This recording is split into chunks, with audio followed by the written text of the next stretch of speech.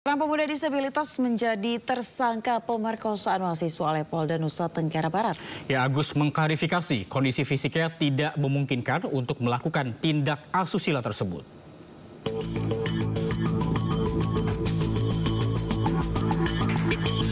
Iwas alias Agus Buntung, 21 tahun, seorang penyandang disabilitas ditetapkan sebagai tersangka pemerkosaan terhadap dua wanita oleh Polda Nusa Tenggara Barat.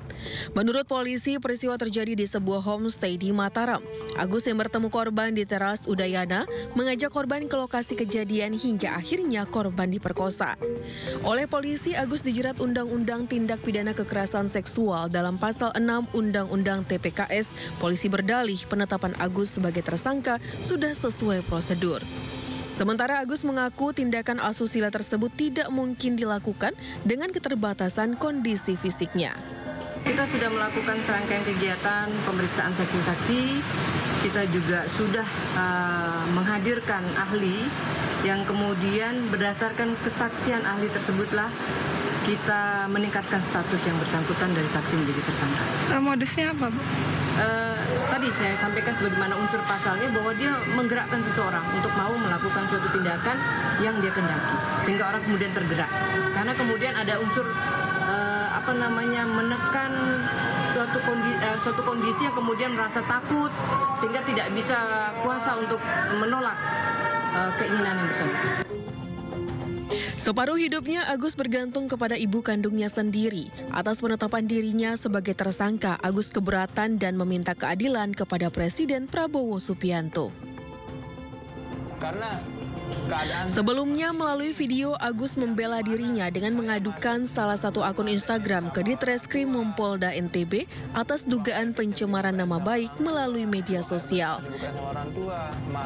Dari Mataram, Nusa Tenggara Barat, Hari Kasidi, iNews melaporkan. Untuk informasi lainnya, pemirsa, siswa dan siswi di sebuah sekolah dasar di Bangkalan, Jawa Timur terpaksa melompati pagar tembok sekolah untuk mengikuti kegiatan belajar mengajar. Pagar sekolah disegel imbas sengketa ahli waris lahan dan Dinas Pendidikan setempat.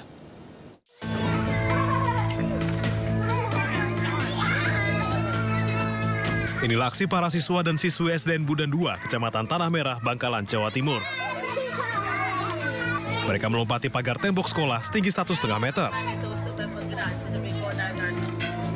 Bukan bermain atau membolos, mereka terpaksa melompat karena pagar sekolah disegel dengan rantai besi dan digembok.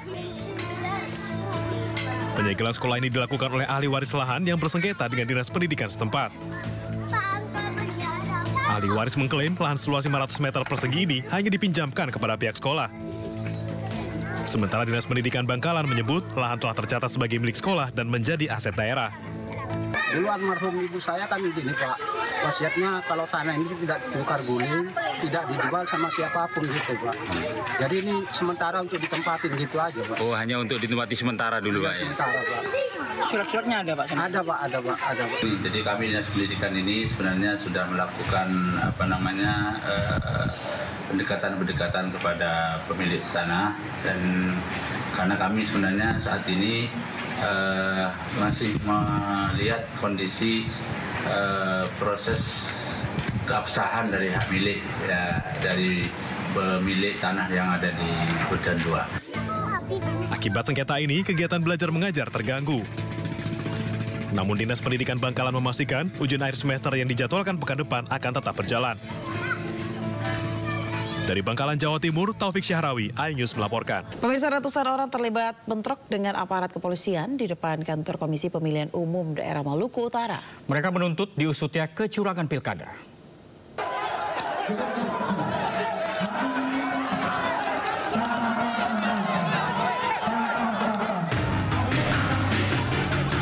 Masa aksi yang terhimpun dalam Aliansi Demokrasi Maluku Utara terlibat bentrok dengan aparat kepolisian dari Polres Ternate di depan kantor KPUD Maluku Utara Jumat sore.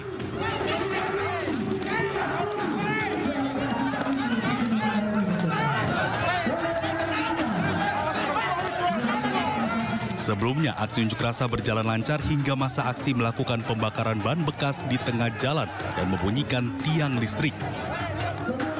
Tak hanya itu, massa pun juga berupaya mendekati kantor KPU dengan mendorong truk yang membawa sound system masuk ke halaman kantor.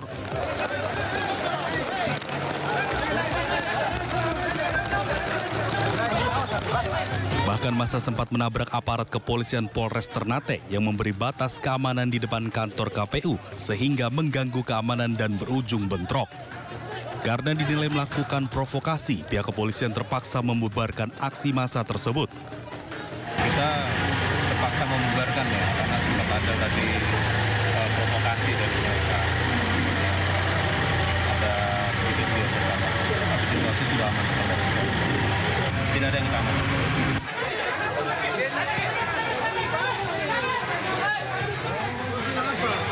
Diketahui, massa aksi mendesak KPU Maluku Utara agar mengusut dugaan pilkada curang di tingkat tempat pemungutan suara.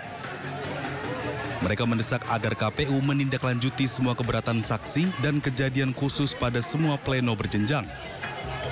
Mereka juga ingin Bawaslu Maluku Utara agar mendiskualifikasi paslon yang terlibat politik uang, serta meminta sentra penegakan hukum terpadu menindak tegas pelanggaran pemilu sesuai norma hukum.